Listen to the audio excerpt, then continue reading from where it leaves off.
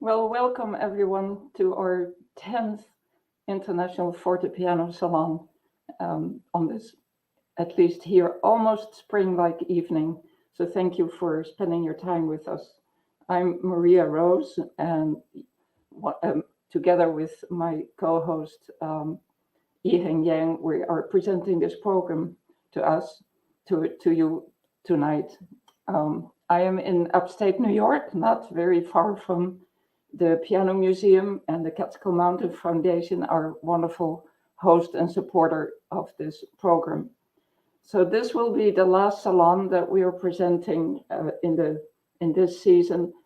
We will continue in the fall after the summer, but we're not going to be idle in the meantime. We have a lot of activities happening in Hunter at the Piano Museum, and if you are able to see us live there and in person, that would be really great. So first we have our Academy of Fortepiano Performance workshop, which will take place in June 11 to 18, where we have 15 or 16 young professionals and students of the fortepiano who all will receive lessons and master classes, lectures, and there will be a number of recitals. You can find information on our website, the Catskill Mountain Foundation, or the Academy Fortepiano website. And then in the week following that, another big event will take place for early keyboards in Hunter at the Piano Museum, which is the annual conference of the Historical Keyboard Society of North America. And there also we will present some of the faculty and young professionals at our workshop will be presenting a concert there. So there's lots to do, and in the meantime, if you'd like to support some of our programs and help make donations so we can give more scholarship money to very talented and deserving students, please don't forget to give us a donation if you're able to. And I think there's something in the chat box that will give you more information. And now I'd like to introduce my co-host, Yiheng Yang, who will introduce the guest to us.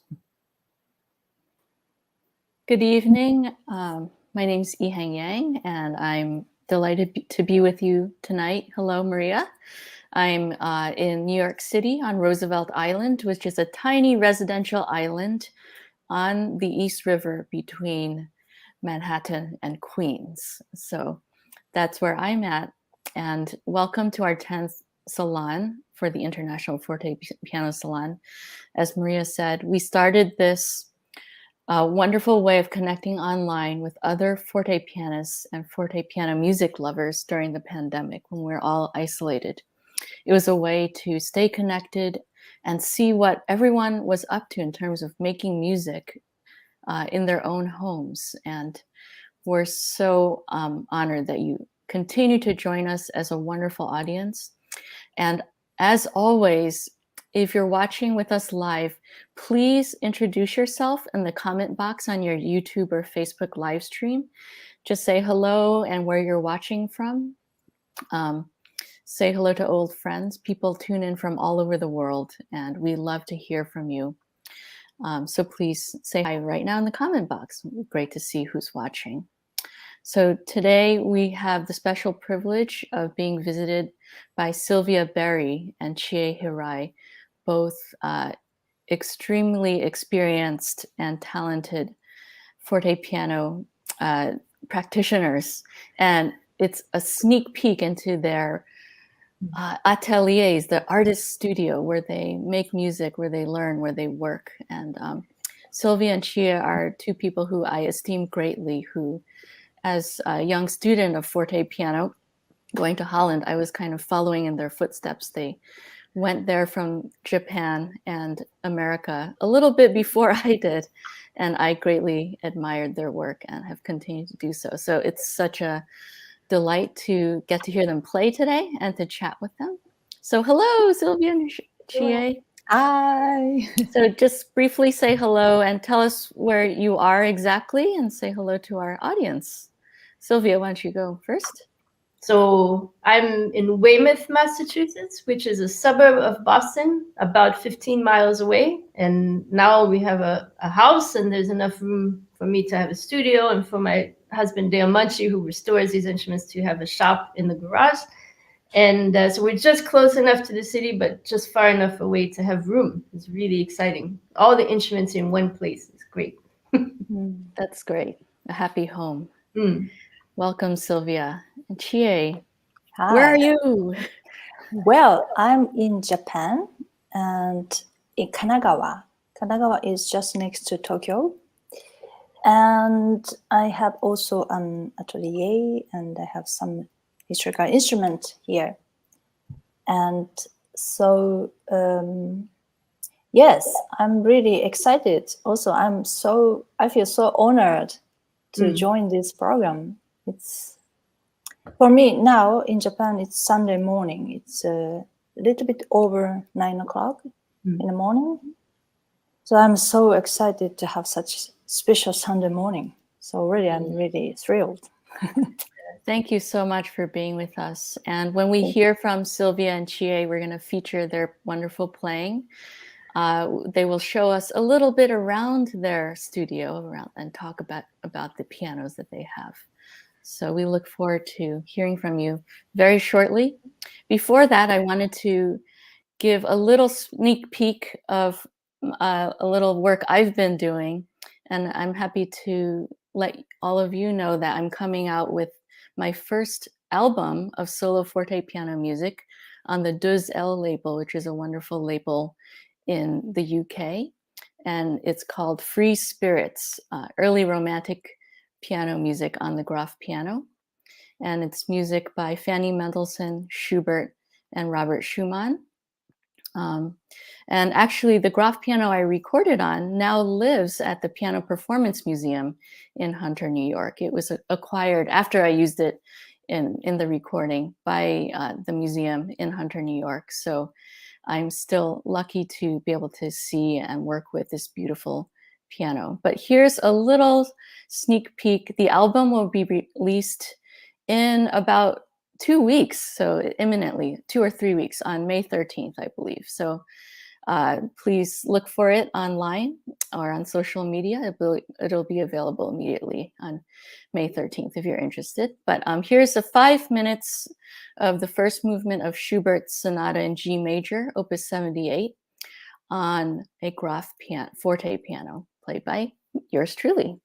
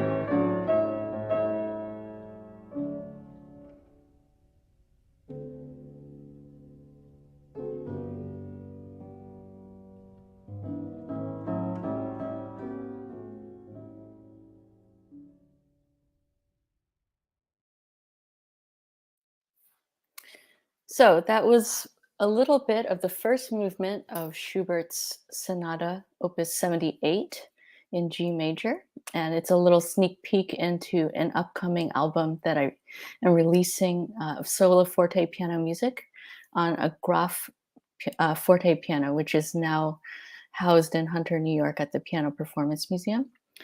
And this album is going to be released on May 13th on the Dozell label, so I hope you check it out. Thanks for listening. All right, next up, I'm so pleased to have our first guest artist join me, Sylvia Berry. Hi, Sylvia. Hello. Beautiful. to see you. I love that piece. It's so good. Thank you. Yeah, it's a glorious piece. Sylvia Berry is one of the leading forte pianists in the United States, and she's based in Weymouth, Massachusetts now, in this great house with her husband, Dale Munchie, who's a wonderful technician and restorer of historical keyboards. Sylvia, tell us a little bit about what you've been up to. Oh, I may mention Sylvia has a wonderful disc of Haydn sonatas on the ACES label on Broadwood Fortepiano. So that's something that if you haven't heard, you definitely must. It's a must hear. Thank you. Sylvia, we'd love to learn a little bit about what you do these days as a forte pianist and a musician, and then show us around your studio, what instruments you have. So it's been a long time since I left Holland. It was the very end of 2004, and I don't know the math now how long that means that I've been here in Boston. But I'm from Philadelphia originally, and I knew that Boston was the place I actually had to go to do the early music thing. And I had studied here at NEC, and so some of my NEC friends were still around, and so obviously it was a good place to come. But then all the instruments started creeping in to the Somerville apartment. So at one point the harpsichord was in the kitchen and the fortepiano was in the living room, and then Dale and I got together and the 1806 Broadwood was there, and that was in another room. So it really was like, we got very lucky to find a place where we just could put them all in one place. And so we're very lucky. We're outside of the city now. It's not as exciting. It's exciting in different ways. The wildlife is exciting for me. Being a city person, to look out and see a fox is like, why? But it's really beautiful, and I'll just... I'll show you around a little bit because the collection sort of shows you what I've been doing since I came back. So before I went to Holland, I did a degree in historical keyboard instruments at Oberlin with fortepiano as my principal and harpsichord and organ as secondary. So while I was in Holland, actually, I had a friend of mine building a harpsichord for me. Oh. There's Mozart in the back. Hello, Mozart. So that was incredible. Then I brought my Viennese back with me from Holland also. So that's an instrument by Chris Mana. Some friends and I, Dale, Michael Sponseller, and I all found this Broadwood Square from 1795. That's part of the collection. I now have a virginal. This is a copy of an Italian virginal. It's a kit. It was a running joke to Dale that I wanted a virginal for my birthday. And then one year, because I thought that's not possible. It's kind of a gag gift, we say in the States. But then he got me one and he fixed it up. Aww. And I really love 17th century keyboard music. So I have that. And the Broadwood is in the shop. We own an 1806 Broadwood that I did make the CD on. Dale's working on it again. So it's there. In its place is this 1929 Mason and Hamlin that fell in our lap. It's a crazy situation. So the thing is, when I got back here, I also started doing some harpsichord playing again and some organ playing, because playing in church is a good way to make money. But I did quite a lot of fortepiano playing with my own ensemble, which has had two names, but now it's the Berry Collective. And so doing music from the late 18th to early 19th century, the chamber music repertoire with fortepiano is still a bit unexplored here in the States, actually. And I play solo concerts. And next month, I'll be playing with Bach Collegium San Diego, Mozart Concerto in D minor 466. So I get around. We take these instruments in the back of my minivan. We drive all over, and I do it. I do the thing I had trained to do. We're not driving the Fortepiano to San Diego, although we thought about it. That's how crazy we are with just traveling everywhere. So I'm going to use an instrument by Charlie Metz, which is built by Paul McNulty for those concerts, because he's out in California. So it's been a very rich life, actually, piecing together all the repertoire that I loved and finding different ways to do it. And I'm very glad. I miss Holland a lot, but no place is perfect, you know? So I've come here and made a nice life for myself, and I'm pleased with it. It's good. That's great to hear, Sylvia. You're leading the way. It's not easy to be a traveling forte pianist. It's lugging instruments or finding instruments to give concerts. Big Yeah. challenge for all of us. So, Yeah. Tell us what we're going to be hearing you play. So it was tonight. really hard to decide, but I ended up going with Mozart C major K330 because Wonderful. it's an old piece, it's an old friend, and I have all these other things going on. So I thought this is a good return to basics, sort of. And yeah, I will warn you all that at the end of the first movement, you will hear a siren. It's not your house, it's in the recording, because even though we're kind of in the forest, we're somewhat close to a hospital. So that's my life here. And then every once in a while, there's like an ambulance, but you know, so that's authentic. That's my house. And that's in 3 movements. And I'm playing my Chris Mana Walter copy. And then I also presented the Adagio in C major by Mozart for glass harmonica. So being from Philly, also the glass harmonica has some nice history for me, because Ben Franklin of Boston moved to Philly, updated the glass harmonica and made it an instrument you could play chromatically, because he turned the bows this way over. So they used to be played like wine glasses, you know, and then he tipped them all over, so you just can rest your finger across your fingers atop the glasses. And so Mozart and a few other composers wrote pieces for this instrument. There was a glass harmonica virtuoso. These pieces were written for her. It's a late masterwork, and it's just gorgeous. And to get that eerie sound of the glass harmonica, which actually was an instrument that used to accompany like early horror films, magic lantern shows in the 18th and 19th century. People liked seeing these gory stories that were depicted on screens, actually. So the glass harmonica is that scary, ethereal sound, and it was a very popular instrument. We barely know what it is now. But to get that sound, I undamped the piano, so I have the knee levers up the whole time and the moderator on. So it's my way to try and approximate that kind of otherworldly sound that the actual glass harmonica has. And I hope you enjoy it. All right, here's Sylvia Berry playing Mozart.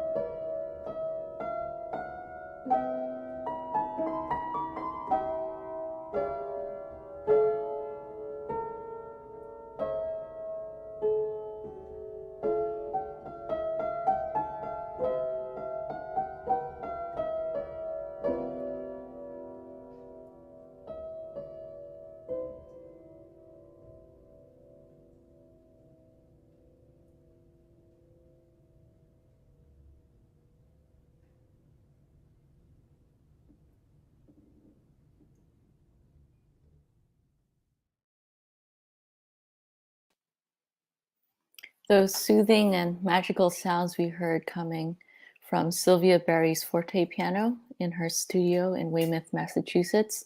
Thank you, Sylvia, for that rich and lively and nuanced and fiery Mozart Sonata K330 as well. What a joy to hear you play. Thanks. Next, all the way from outside of Tokyo, Japan, we are being joined by Chie Hirai. Hello, Chie. So great to have you. I think you're on mute, so you're going to want to unmute yourself so that you can say hello. There you are. Okay, sorry. Hi. Oh, no. So tell us again, for those who are just tuning in, where are you? And tell us a little bit about what you're doing now in Japan in terms of fortepiano performance and activities and teaching. And Chie, before I let you tell us about all this, I forgot to introduce Chie properly. She's a really wonderful forte pianist who I heard as a student. Chie, I don't know if you recall playing forehand concerts with our mutual teacher, Stanley Hochland, who's legendary forte pianist in Holland, whom I studied with. And I enjoyed your performances with Stanley of Schubert forehands very much. More than 10 years ago, I think, at this point. And we met back in Holland then. And now you're back in Japan. So tell us a little bit about what you're doing these days. And Sure. Yeah. Thank you, Han. And I'm so glad that I'm here. And first, as just Ihan told, I studied in Holland. And before I went to Holland, the Netherlands, I think Holland is not the proper word. I think the Netherlands is somehow better. I learned. Anyway, I met a great fortepiano player here in Japan. And her name is Yoshiko Kojima. Unfortunately, she is no longer here. She was 43 years old, very young, and she left this world already when that was 2004. And she was my first teacher, my first fortepiano teacher. I went to listen to her recital. And that was really sort of the point when everything inside of me opened up and noticed how the historical instrument, how historical pianos could do such rich and colorful things and very free and with spirits and everything. And I was so surprised and, of course, inspired. But surprise was more than sort of, yes, I will take this instrument. So I couldn't jump in to the fortepiano immediately because it was so different from the one I was playing. Compared to the modern piano, it was so different. So I was sort of watching silently for years and years. Then I graduated music university here in Japan as a modern pianist. And then I decided to study with her. Finally, that took me 2 or 3 years to make up my mind. And then she said, yeah, why don't you go to the Netherlands to study with my teacher, Stanley Hochland? I said, what? the Netherlands. Where is it? So I had no idea. But that time, that was almost the only way to keep studying fortepiano as a major subject. So I did. I applied for the scholarship and everything. Yoshiko helped me enormously. She did really made lots of effort for me. So I went to the Netherlands and studied with Stanley Hochland. That was fantastic. And I met Sylvia. And then after the study, I worked as a freelance musician in the Netherlands for quite some years, like 7 or 8 years. And then I came back here. And then now I teach at 2 universities. One is Tokai University, and the other one is Kunitachi Music College, and where I give private lessons as well as giving courses, historical piano courses for modern pianists. And that's really fun. And I play concerts, giving recitals, chamber music, bringing all those instruments you see after me. And maybe should I introduce all those instruments a little bit? Yes, please do. Please show us your So my studio computer is now plugged piano. in with the cord, so I cannot move really freely entirely, but let's see if I can do something. So this is, whoa, this is very difficult. Let me see. I can this off. Do you see a bit? So this is a Walter copy made by Hirai 2004 around. So this is 5-octave instrument. And then, yeah, this is very difficult. I hope you can see it. This is a Rosenberger original from 1820, restored by Edwin Baunk in the Netherlands. This is interesting with drums and bells and 5 pedals and fagot, unacoda, etc. I made some sort of instruction video for this instrument. So then there I explained this pedal functions like this and like this and like that. So this is a really fun instrument. And here comes the, oh, it's really difficult. Is it working? Do you see something? Yeah, we can see the top register. There we go. Yeah, we can see. Oh, yeah, like yeah, that's so better. this is the player from 1840. This is also original, also restored by Edwin Baunk. This is really typical for the Chopin's time.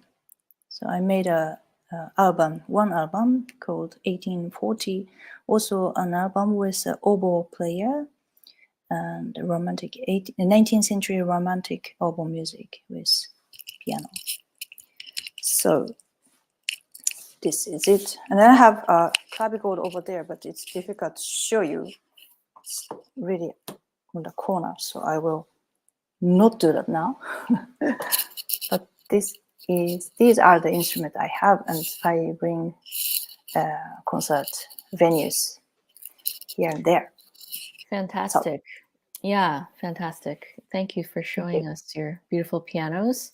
And I believe we'll be hearing you play some of them right now, right? Could you tell us about what we'll be hearing? So first, on the Walter, or this way, copy, Beethoven Sonata, Opus 28, Pastorale, just first movement, and then Rosenberger. On the Rosenberger, Schubert Impromptu, Opus 19, number 3. Yeah, those 2 pieces. Hope you enjoy. Okay, this is Chie Hirai playing Beethoven and Schubert.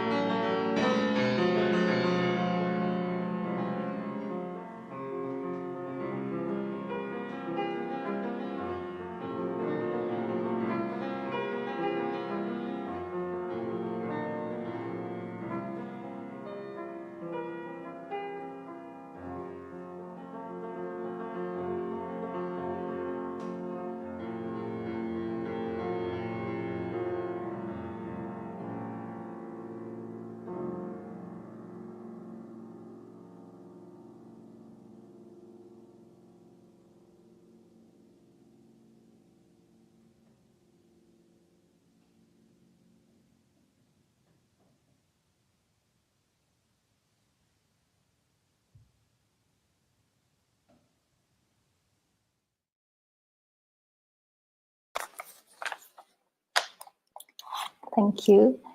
Now you will hear Clementi Sonatina, Opus 36, number 1, first movement, on the square piano, which is not mine.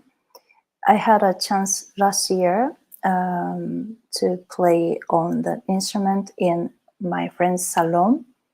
Very beautiful. And the instrument it belonged, also restored by Itaru Otagaki, my best friend, one of the best friends.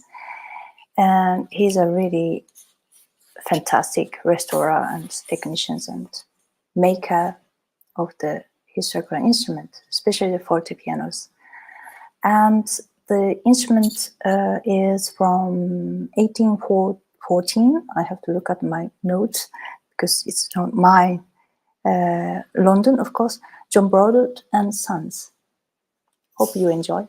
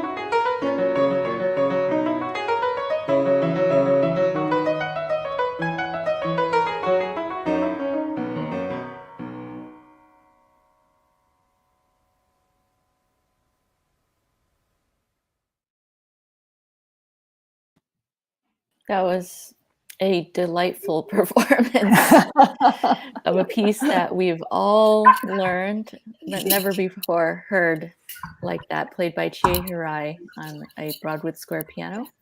Thank you, Chie. And the Beethoven Pastoral and Schubert Impromptu in G flat, Chie played previously from her forte pianos in her studio outside of Japan. Both of your performances, Sylvia, Barry as well, just a balm for the soul after a long, hard week for me personally. Thank you so much for your exceptional playing and artistry and for helping us reconnect. We all have a common person in our history, Stanley Holland. We just wanted to give a greeting to Stanley. He's probably not watching at this moment, but we hope he will. I went to Amsterdam Conservatory to study with Stanley Holland in 2007. As I mentioned earlier, Sylvia, Barry, and Chie Hirai studied with him earlier, a little bit earlier than that. And Maria Rose has connections with Stanley from Holland, where she's from originally. So Stanley, we send you our love, and you're, of course, a great inspiration to many fortepianists everywhere. So yeah, so now we have a time for the audience to write any questions. If you have any questions for our guest artists especially, please type them in your comment box and we will relay them to them and they can talk. I want to, because Chie paid her respects to her first teacher. I thought I should put out the name of David Brightman. He was my first fortepiano teacher at Oberlin. And then I studied with Bart Fedor for 2 years. And then I studied with Stanley for 4 years. And after that, I thought, okay, I kind of know how to do it. But it's still always really not a struggle, but always trying to think about how to do it. Always. So that's they gave us, I think, a foundation to know what to read and what to think about and how to feel free at the end of the day to express yourself on the instrument after having learned, the rules and so on. But, it's good. Yeah. Yeah, thanks, Sylvia. David Brightman has been a guest on our salon. So, yeah, he's a good friend of all of us. And yeah, this whole idea today of the salon is just the connections that we make personally. We're just so happy to see each other as old friends and people who have devoted our lives to the same art on the fortepiano. And of course, our teachers, we have these very strong relationships with. They have so much influence in pointing us in the direction of the fortepiano and then showing us how to play it and use it as a musical instrument. We've been having some really nice backstage chats amongst us, and we have a private chat here. And Chie, you mentioned about your teacher Yoshiko, that she made people smile with her performances, and I actually was noticing how much you smiled in a way that really it was beautiful too to see that humor in your playing. And I was wondering if you wanted to talk a little bit about how she showed that just by playing for and watching her play, or why is it that that's the main thing you remember about her, or not the main thing, but one thing? Well, Stanley actually mentioned that as well when we were drinking wine together. Well, he did not. Yeah, that was just before. I think smile while he played. No, he didn't. A couple of days before. Couple of days before my, I think, last exam of my master degree or something. And so we were all, I was nervous, of course, before the exam, of course. No one can be relaxed. But Stanley was very relaxed, and I think he wanted to be relaxed after the lesson. And he took wine, and I also did. And we went outside, sitting on a bench. Sylvia, you remember? Ihan also, the bench. Oh, outside his house. Yeah. Yes. Oh. The rose. Yeah. And the old wooden big door. And we sat next to each other and then toast, cheers. Okay. And then he said he started something about style of playing, and also the issue included by sort of face expression and body expression and stuff like that. It's very rare because we never talked about it. I don't know why we came into that subject, but anyway, we did. And then I said, yeah, I remember Yoshiko she was like that, very cool. No stupid movement like I did in the video. I hated it. And I didn't think I know because Couperin and Carl Philipp Emanuel Bach and everyone says, making a face and the stupid expression and the movements doesn't help your music. So don't do it. So I knew, but I did. So I hated it. But anyway, that's another issue. Anyway, let's put it on side. And then I said to Stanley, well, Yoshiko was genius to make people happy and smile with her playing. But she was very cool, and her posture was very, very gentle and always the same. But it was so funny. And especially when she played Haydn, I couldn't help laughing really, because it was so funny, the timing and subtle nuance and everything. And then Stanley said something like, yeah, that was one of the very unique things she has. And then this is almost the only one I knew. So only one I able to do. So I was, yes, great. And then I tried to do that. That doesn't mean I tried to copy her, but somehow making people smile, making people relax, making people open-minded isn't that great with music as a musician? So I thought, yes, that's the thing I really want to do, rather than really being serious and then very too faithful to the score, whatever, or what the great masters wrote. Of course, that's the most important, but after that, why you perform is that to make people's heart open and, how they are. I mean, if they realize how they are naturally, then I think that's the happiest things for me. So I try to, in that sense, I try to remember how Yoshiko was. And she was always very open and very honest, and so that's what I really wanted to do. And then the sonatina was really great to do that, because I could do it naturally. So I thought it would be great to introduce this video to this event. So that was the reason I wanted to play this. I always have the sense that all of the humor that's so clear in the score is easier on the older instruments because of, for one thing, because the damping is so efficient. You have you really can use silence a lot on these instruments, and because short tone life is very talkative actually. And like that Mozart sonata, the K330, I played it for a couple of friends who were both writers. Actually, they were journalists writing for the magazine and so on. And the husband said, he didn't like classical music so much, but he would.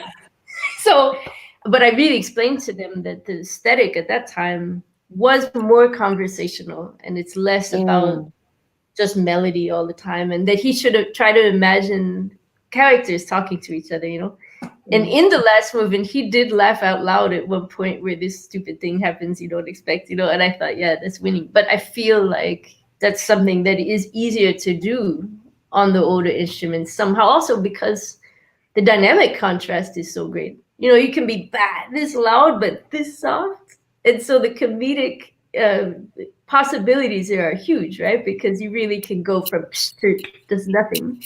And it's funny, But yeah, what's funny? So our CPE Bach friend, what he says though, he says maybe you shouldn't make the faces, but he said, and I won't be able to find it right away, but he says, but I dare anybody to sit like a stone the entire time they play. So I think it's okay. Yeah, he's Good. funny, so don't worry. Yeah, certainly didn't Even- bother Even us. Francois Couperin is telling you to, turn and look at the audience and make the face. It's crazy. Maybe it's okay. Yeah. But anyway, so we're okay. I said Francois Couperin is also telling you sometimes. No. I noticed Ihan was trying to say something. Oh, no. I'm No? just Okay. enjoying what you're saying. Sorry. Yeah. Sorry. No, go on, Sylvia. You're going to say. No, but I mean, I think in some ways, I know what you're talking about, Chie, with the treatises telling us, and even Mozart himself saying, "Oh, Nanette Stein looked crazy." But I think somehow also when I read these things, I think that there is an idea too, though, that you can express somehow, like to really try to do nothing is also very unnatural. Right. Yeah, it's so anyway, but yeah. Wonderful. Poor Dušek was criticized for turning his face away because he Ah, had yeah. a beautiful profile. So that was supposed to be also kind of, attracting attention to his face. So what is it? Is it better to face the audience and look at them, or is it better to play sideways like we all do? Well, when I do chamber music, I'm always putting the players around me. I'm facing the audience. Yeah, but you have the whole keyboard in between, so that's okay. Yeah, and I don't do it so people can see my face. In fact, it's really weird, but Music balance and all of that.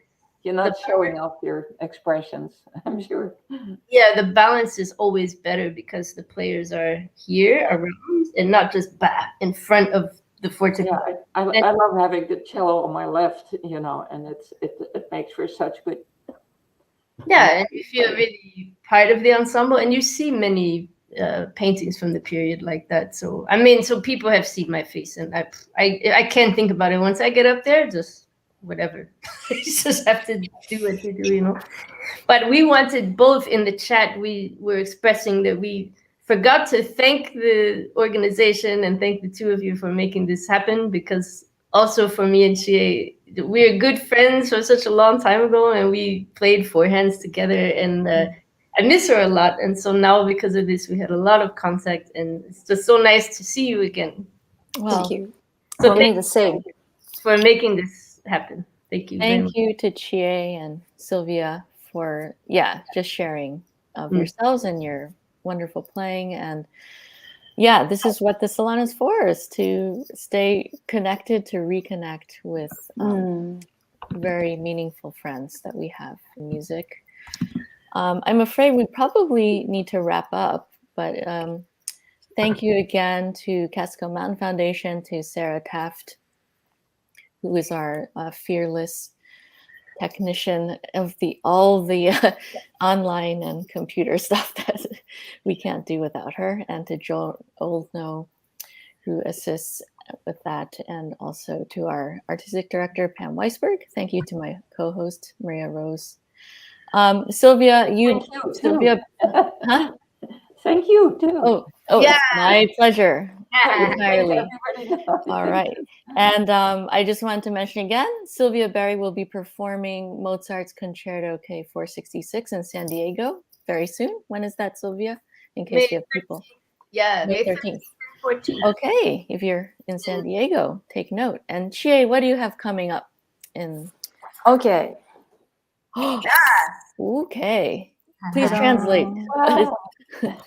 Schöne Müllerin, did I read? Yes. Oh, wonderful. Okay. Schöne Müllerin. Oh, that's Yes. With your Rosenberger. Actually not, because the concert hall, this Hakuju Hall in Tokyo, actually we cannot bring it in because of the size of the route to the concert hall. Somehow it's too narrow, and so it's a pity. But we do on the Volta, and this is more fresh and actually more authentic in a way, I guess. And this Mr. Yoshie, Tadao Yoshie, he's a great baritone singer. He lived for a long time in Germany, and he's now teaching a lot of students and also singing, and he's just so great. So I'm really excited about it. It's May 18th. So if you are in Tokyo, please welcome. Just I that's wonderful. Actually, the day after Chie, I'm playing Schubert Lieder as well with the Schubert piano in Carnegie Really? Hall. I'm going to be making my Carnegie Hall debut Oh, with great! wonderful tenor Karim Sulaiman. I mean, not just to say, we'll be playing Schubert from opposite sides of the globe almost at the same time on fortepiano. So Amazing, but wonderful. Schubert Lieder was one of those things that really made me want to play the fortepiano because no balance problems anymore, and just that's really right. so good. Yay! Yeah. And sorry, one thing. Yes. This one. Oh actually, yes, please tell us. I made already the first one. This is volume 1 of my Mozart Complete Sonata album, and this title, Mozart Speaks, was made by who? You guess? Sylvia. Sylvia. Sylvia is the master of language and words. Yes, I know. Yes, So- mistress of, yes. So she is the mother of this Yeah, title. love it. It's so good. So now I have Can't 4. wait to hear it. Okay, beautiful. So maybe you can hear it on Spotify or what? I don't know. I think you can. Also others like this. Wow. So Yeah. many. Lots of stuff to check out. Yeah. I think I love this one as well with Hidemi. Yeah. Hidemi. Oh, Beethoven. Yeah. So Huh. All Good. right. Well, If you thank chance, you for you letting guys. us all know. I encourage you guys, the audience, of course, to run and check out all these wonderful albums by our guest artists. Thank And I'll see you. you soon, yeah, in Catskills. That's right. Sylvia Berry will be giving master classes and performing for us at our annual workshop in person at the Catskills, June 11th through 19th. Do you know what you will play at the concert? Not yet. It's going to be something, right. I'm sure. Keep us in Great. suspense. Yeah. So can't wait to see you in person, Sylvia. Chie, we hope that we'll meet you one day. Maybe come here to the United States. Yeah. Until then, be very well, and thanks again. Thank you so much. Yeah, thank you both. Thank you. Thank you so for much. all the work you put into it there. Thank you. Wonderful.